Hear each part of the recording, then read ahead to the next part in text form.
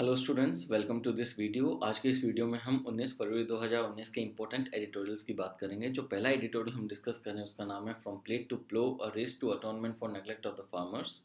ये हमने Indian Express के ओपिनियन सेक्शन से लिया हुआ आर्टिकल है एंड इस आर्टिकल को आप जनरल स्टडीज़ पेपर 1 के vulnerable sections of the society में क्लब करके स्टडी कर सकते हैं, क्योंकि जो फार्मर्स हैं they are the vulnerable sections of the society और ये आर्टिकल पूरा का पूरा फार्मर्स और फार्मिंग सेक्टर के इश्यूज़ को डिस्कस करता है। आप इसको जनरल स्टडीज़ पेपर 2 के गवर्नमेंट प्रोग्राम्स एंड पॉलिसीज़ के साथ भी क्लब कर सकते हैं, क्योंकि एग्रीकल्चर प्रोडक्ट पॉलिसीज़ के ऊपर एक क्रिटिकल आर्टिकल लिखा हुआ है। आप इसको जनरल स्टडीज़ पेपर 3 के इंडियन इकोनॉमी में भी क्लब कर सकते हैं, because this article is based on the agricultural policies of the government of India and agriculture हमें पता है कि इंडियन इकोनॉमी का प्राइमरी सेक्टर है।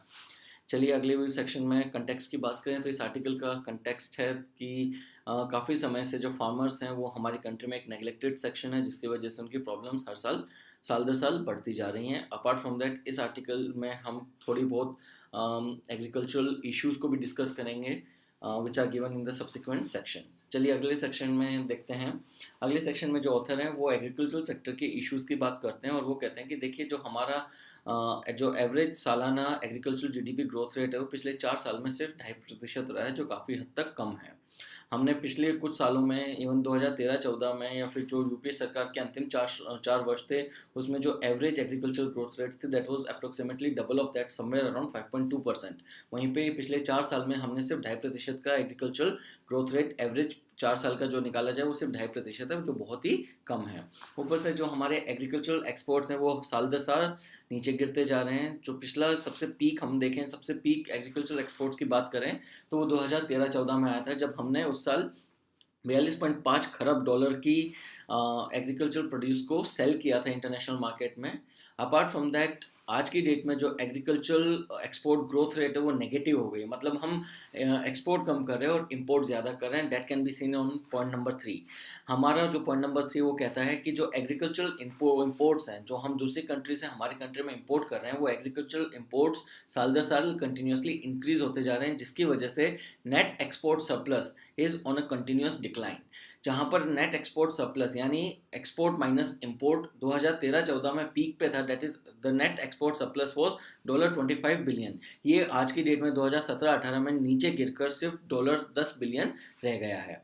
Apart from that excessive agricultural imports की वजह से हमारे जो डोमेस्टिक एग्रीकल्चर प्रोड्यूस है वो बहुत ज़्यादा प्रोड्यूस हो जाते हैं और एक तरीके से ग्लट, मतलब एक तरीके से बहुत ही भरमार बम्पर प्रोडक्शन हो जाता है, जिसकी वजह से जो प्राइसेस हैं वो गिर जाती हैं और जो फार्मर्स की प्रॉफिटेबिलिटी है अक्रॉस द वेरियस क्रॉप्स वो भी कंटिन्यूसली गिर जाती है। 2013-14 के बाद में जो फार्मर्स की इनकम है फ्रॉम एग्रीकल्चर प्रोडक्शन वो काफ़ी हद तक नीचे गिरती आ रही है, क्योंकि जो बम्पर प्रोड्यूस होता है और ऊपर से आप एग्रीकल्चर इंपोर्ट्स भी कर रहे हो, जिसकी वजह से ग्लट आ जाता है। ग्लट का मतलब है कि बहुत ज़्यादा क्वांटिटी में प्रोडक्शन हो गया, बहुत ज़्यादा क्वांटिटी में चीज़ें अवेलेबल हैं कि उनकी सप्लाई बहुत कम पड़ जाती है और उनकी डिमांड बहुत कम पड़ जाती है और सप्लाई बहुत ज़्यादा होता है, जिसकी वजह से प्राइसेस क्रैश कर जाती है और जो फार्मर को जो एडिक्वेट अमाउंट ऑफ मनी मिलना चाहिए उसके प्रोड्यूस के लिए वो उसको नहीं मिलता। Apart from that another issue is that हमारी जो एग्रीकल्चरल कम्युनिटी है, हमारा जो एग्रीकल्चरल सेक्टर है उसके अंदर लॉन्ग स्टैंडिंग बहुत सारे रिफॉर्म्स है जो अभी तक गवर्नमेंट ने पास नहीं किए हैं। जैसे एसेंशियल कमोडिटीज़ एक्ट को गवर्नमेंट ने अभी तक अबॉलिश नहीं किया है। एसेंशियल कमोडिटीज़ एक्ट एक तरीके से एक्सपोर्ट रेस्ट्रिक्शन पॉलिसी है, जिसकी वजह से हमारे फार्मर्स को इंटरनेशनल मार्केट में एसेंशियल कमोडिटीज़ सेल करने की इजाज़त नहीं है, जिसकी वजह से उसको उसके प्रोड्यूस के हिसाब से बेनिफिट नहीं मिल पाता। Apart from that agriculture produce marketing commission के अंदर जो रिफॉर्म्स है वो भी अभी तक गवर्नमेंट ने पास नहीं किए हैं। Then futures trading in agriculture completely अभी मिसिंग है। फिर नेगोशिएबल वेयरहाउस रिसिप्ट सिस्टम भी गवर्नमेंट ने अभी इंप्लीमेंट नहीं किया है। And apart from that Amul की तरह जो commodity specific value chain setup करने की बात कर रही है गवर्नमेंट, हर साल करती आ रही है, वो अभी तक इंप्लीमेंट नहीं किए हैं। अपार्ट फ्रॉम दैट रिसेंटली एक रिपोर्ट आई थी that is the producer support estimates, जिसमें India, China and OECD countries का जो प्रोड्यूसर सपोर्ट एस्टिमेट है वो दर्शाया गया है और ये पता चलता है कि इंडिया एक तरीके से रेस्ट्रिक्टिव ट्रेड और रेस्ट्रिक्टिव मार्केटिंग पॉलिसीज को यूज करते हुए अपने फार्मर्स को इम्प्लिसिटली टैक्स करती आ रही है, जिसकी वजह से फार्मर्स की प्रोडक्टिविटी, फार्मर्स की प्रॉफिटेबिलिटी सब कंटिन्यूसली डिक्रीज होती जा रही है। ऊपर से अगला जो इशू है वो ये है कि सरकार जो गवर्नमेंट जो एग्रीकल्चर के अंदर स्कीम्स लेके आती है वो बहुत ही कम सेक्शन को कवर करती है, जैसे फार्म लोन वेवर, जैसे कि मिनिमम सपोर्ट प्राइस। तो वेरियस रिसर्च ने ये चीज़ स्टेब्लिश करी है कि जो स्कीम्स हैं, फार्म लोन वेवर स्कीम हो गई या हाई मिनिमम सपोर्ट प्राइस है, ये पूरी फार्मिंग कम्युनिटी को नहीं कवर करती, जबकि ये सिर्फ 30% ऑफ द फार्मिंग कम्युनिटी को ही कवर कर पाती है। ऑलराइट, ये जितने भी 6-7 प्रॉब्लम्स हमने डिस्कस करी, ये चीज़ स्टेब्लिश करती हैं कि फार्मर्स और एग्रीकल्चर सेक्टर इंडिया में पिछले बहुत समय से नेग्लेक्टेड रहा है, और जिसकी वजह से it is suffering from various disabilities as well as बहुत सारी बीमारियों से ये सेक्टर ग्रसित हो गया है। बीमारियां इन द सेंस कमियों से ये सेक्टर बहुत ज़्यादा ग्रसित हो गया है। चलिए अगले जो सेक्शन में जो ऑथर हैं वो बात करते हैं अबाउट प्रधानमंत्री किसान, और सवाल पूछते हैं क्या प्रधानमंत्री किसान योजना जो इस साल अंतरिम बजट में जो योजना पेश हुई है, क्या ये एडिक्वेट है, क्या ये सफिशिएंट है? तो ये जो ऑथर हैं ये कहते हैं कि देखिए, जो प्रधानमंत्री किसान सम्मान निधि योजना जो इस साल अंतरिम बजट में लॉन्च हुई है, ये बहुत ही छोटा सा अमाउंट फार्मर्स को प्रोवाइड करती है, that is approximately ₹6,000 per family, per farming family per year that has a land up to 2 acres. यानी 2 एकड़ से अधिक लैंड वाले फार्मिंग फैमिलीज को ये इसका लाभ नहीं मिलेगा। ऑलराइट, सो बेसिकली क्या है कि एक इसके साथ बहुत सारी प्रॉब्लम्स हैं। पहली प्रॉब्लम तो यही है कि एक तो ये लैंडलेस एग्रीकल्चरल लेबरर्स, जो 40% of the rural population is actually landless labourers, उनको कवर नहीं करते। दूसरा, आपने जो फार्मिंग लैंड का जो साइज रखा है that is 2 acres. What about those farmers that are having 2.5 और 3 एकर्स? सो ये बहुत ही गलत डिस्टिंक्शन आपने इंट्रोड्यूस किया है। चलिए, अपार्ट फ्रॉम दैट एक और नेगेटिव है इस इनकम सपोर्ट सिस्टम के साथ, वो ये है कि सपोज करिए कि एक फार्मर है, उसके पास 4 एकड़ की जमीन है और उसके 2 बेटे हैं, तो वो क्या करेगा कि अपनी जमीन का बंटवारा कर देगा अपने बच्चों में 2-2 एकड़ के नाम से, और उन दोनों की फैमिली के हिसाब से 6-6 हज़ार यानी 12,000 का जो बेनिफिट है वो अक्रू कर लेगा। So this will result into further fragmentation of land holding in our country, which is already a very big problem. यानी जो इनकम सपोर्ट सिस्टम है जो इस साल अंतरिम बजट में जो गवर्नमेंट ने पेश किया है with annual budget of ₹75,000 crore, that is not adequate. तो ऑथर कहते हैं कि अगर आपको फार्मर्स को adequate amount of income support extend करना है, तो ये जो इनकम सपोर्ट होगा इट विल बी रफली around 2 lakh to 3 lakh crore rupees. Alright, लेकिन अगर आप ये इसको एडिक्वेट अमाउंट ऑफ कंपनसेशन देना चालू कर दोगे, तो जो 2 लाख से 3 लाख का एडिशनल खर्चा आएगा गवर्नमेंट के ऊपर, वो गवर्नमेंट के फिस्कल कंसोलिडेशन प्लान को नेस्तो नाबूद कर देगी। ऑलराइट, तो अब ऑथर कहते हैं कि देखिए, मैंने आपको प्रॉब्लम बता दी, अब इसका सॉल्यूशन भी ढूंढते हैं। यानी what is the solution to provide adequate income support to the farmers much more than ₹6,000 per farming family per year. देखिए, ऑथर कहते हैं कि देखिए, इसका जो सोल्यूशन है it lies in rationalisation of the programmes of the government of India which are ongoing right now. Author कहते हैं कि आप रिविजिट करिए फूड सब्सिडी को, आप रिविजिट करिए मनरेगा प्रोग्राम को, और उनको रैशनलाइज करिए। अगर आप ये चीज़ करते हैं तो काफ़ी अमाउंट में हमारे पास में इतना पैसा आ जाएगा कि हम फार्मर्स को एक डिसेंट इनकम सपोर्ट सिस्टम दे पाएंगे। मतलब 6,000 रुपये पर फार्मिंग फैमिली पर ईयर से काफ़ी ज़्यादा अमाउंट हम उनको एक्सटेंड कर सकते हैं। तो वो कहते हैं, जो ऑथर है वो कहते हैं कि अगर आप हमारी फूड सब्सिडी को आज की डेट में देखें तो food subsidy is approximately ₹1,84,000 crore. MNREGA को इस साल अंतरिम बजट में आपने 60,000 करोड़ रुपए एक्सटेंड कर रखे हैं, और जो हमारा फूड कॉर्पोरेशन ऑफ इंडिया का फूड सब्सिडी बिल देखा जाए तो that is also approximately 1.35 lakh crore rupees. अगर आप इन सबको सम ओवर करते हैं तो ये 3.5 लाख से 4 लाख करोड़ रुपए तक टोटल बनता है। ऑलराइट, फूड सब्सिडी इतनी ज़्यादा मैसिव है कि ये 67% ऑफ द पॉपुलेशन को कवर करती है, लेकिन इसमें सबसे बड़ी प्रॉब्लम ये है कि इसके अंदर बहुत सारे मैसिव लीकेजेस हैं। अब इन ऊपर की जो फूड सब्सिडी है, मनरेगा है और फूड कॉर्पोरेशन ऑफ इंडिया के बिल्स हैं, इनको रिस्ट्रक्चर कैसे किया जाए? तो ऑथर कहते हैं कि क्यों ना ऐसा किया जाए कि जो फूड सब्सिडी है आप इसको एट प्रेजेंट जो 67% कवरेज है उसको रिड्यूस करके सिर्फ 20 से 25% कवरेज पे ही पहुंचा दो। इससे क्या होगा कि कम से कम 1 लाख करोड़ रुपए तक आपके फ्री हो जाएंगे। ऊपर से जो मनरेगा है उसको हर साल लॉन्च करने की जगह हर साल 60,000 करोड़ रुपए इसको एक्सटेंड करने के बजाय आप क्या करिए, इसको सिर्फ ड्रॉट ईयर्स में ही प्रोवाइड करिए या इसको आप एग्री ऑपरेशन स्कीम के साथ मर्ज कर दो। अगर आप ऐसा करेंगे तो क्या होगा कि approximately 1 lakh crore rupees per annum will be freed, और आप इसको फार्मर्स को एक्सटेंड कर सकते हो by giving them decent money in the form of Pradhan Mantri Kisan योजना। ऊपर से जो आप फर्टिलाइजर सब्सिडी प्रोवाइड कर रहे हो उसको भी आप डीबीटी इंट्रोड्यूस कर दो, आप डायरेक्ट बेनिफिट ट्रांसफर दे दो फर्टिलाइजर सब्सिडी में, कि आपने क्या करा, कैश दे दिया फार्मर के बैंक अकाउंट में। अब फार्मर को डिसाइड करने दो कि उसको फर्टिलाइजर खरीदना है या उसको ऑर्गेनिक मैन्योर खरीदना है। ऑलराइट, आपका बस काम इतना है कि आप फार्मर को डीबीटी एक्सटेंड कर दो। सो this will actually also release some of the money that can be used for funding the प्रधानमंत्री किसान योजना। Apart from that, अगर आप फार्मर्स जो डायरेक्ट बेनिफिट ट्रांसफर इंट्रोड्यूस करते हैं into the bank account of the farmers, और उन farmers के बैंक अकाउंट्स को उनके फार्म्स के साथ जियो टैग करते हैं, ऊपर से लैंड रिकॉर्ड्स को प्रॉपर्ली अपडेट करते हैं, तो काफ़ी हद तक जो लीकेजेस हैं वो भी काफ़ी हद तक प्लग हो जाएंगे और काफ़ी amount of money will be available with the government कि वो बिना फिस्कल कंसोलिडेशन को डिस्ट्रॉय करे can go for providing good amount to the farmers in the form of income support system। Alright, चलिए कंक्लूजन में जो ऑथर है वो कहते हैं कि देखिए जो एफर्ट्स अभी गवर्नमेंट ऑफ इंडिया दे रही है they are not farmer support, rather ये जो फार्मर ये जो आप स्कीम्स योजना जो फार्मर्स के लिए लॉन्च कर रहे हो, जो आपने 6,000 रुपये सालाना उनको जो इनकम सपोर्ट देना चालू किया है, ये एक्चुअली कंपनसेशन है फार्मर के लिए, क्योंकि उनको जो लॉसेज हुए हैं आपकी पुअरली क्राफ्टेड और पुअरली एग्जीक्यूटेड पॉलिसीज की वजह से, ये उसका हर्जाना आप पे कर रहे हो, आप उनको कोई एहसान नहीं कर रहे, आप फार्मर्स के ऊपर कोई एहसान नहीं कर रहे by extending income support system to them.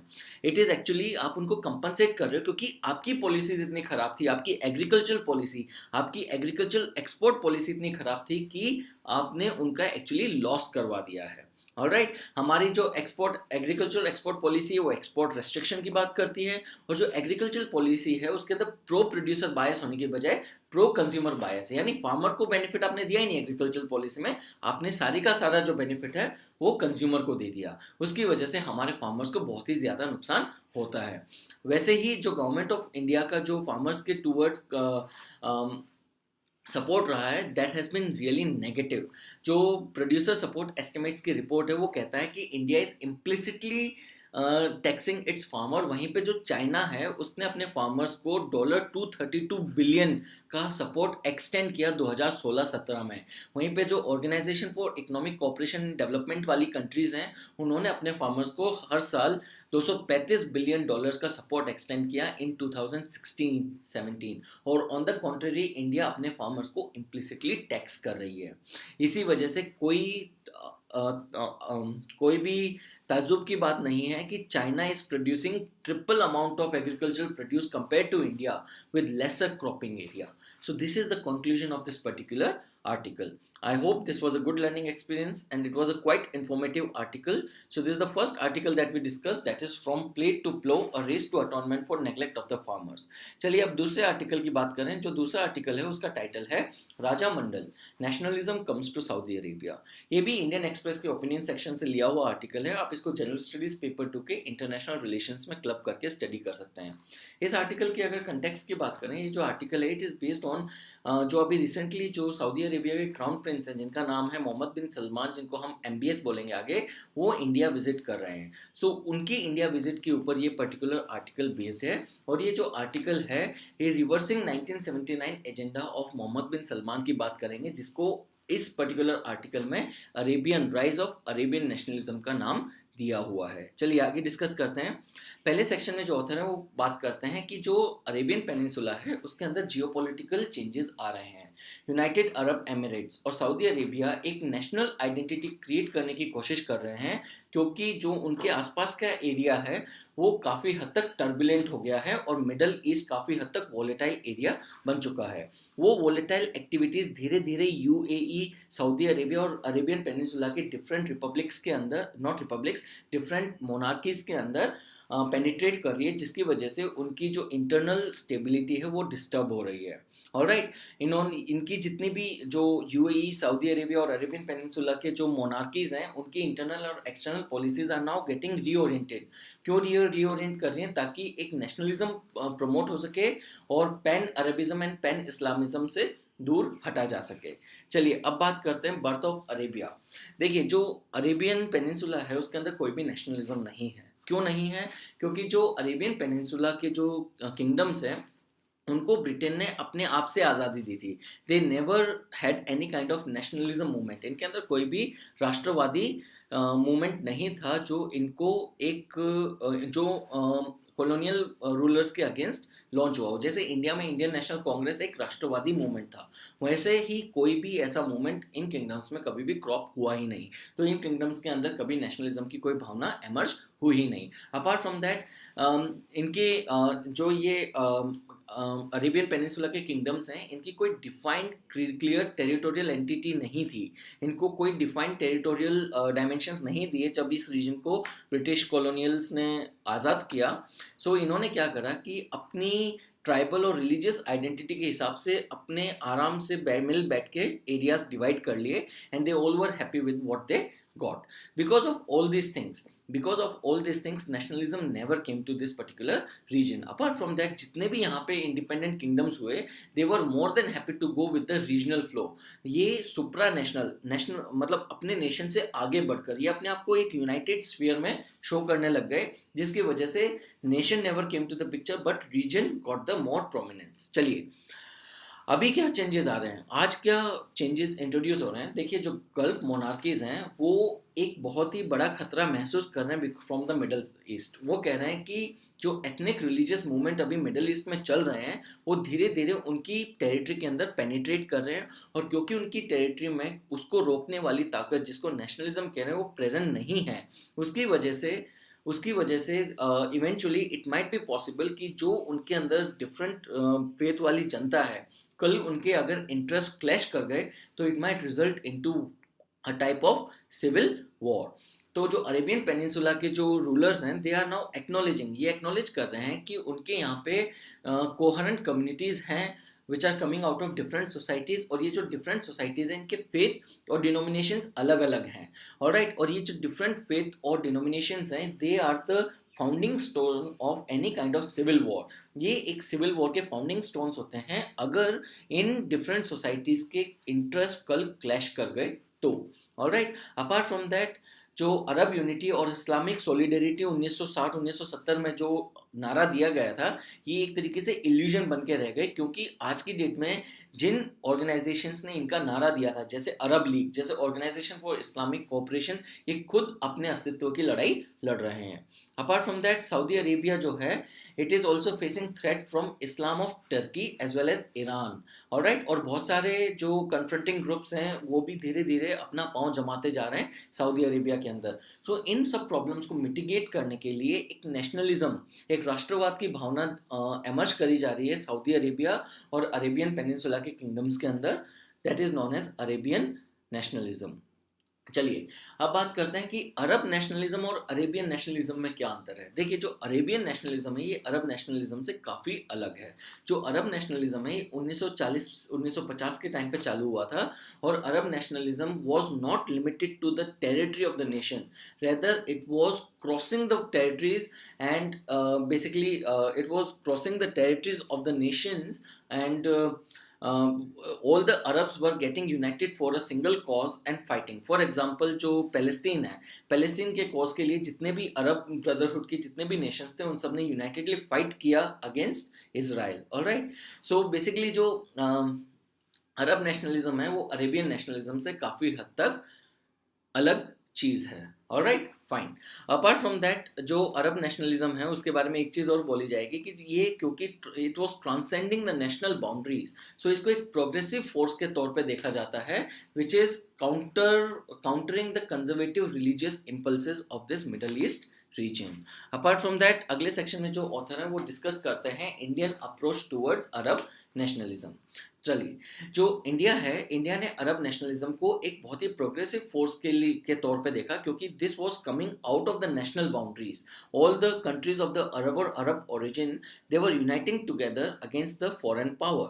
और क्योंकि ये फॉरेन पावर के लिए एक साथ यूनाइट हो रहे थे, because of all this facts, India appreciated it as a progressive force.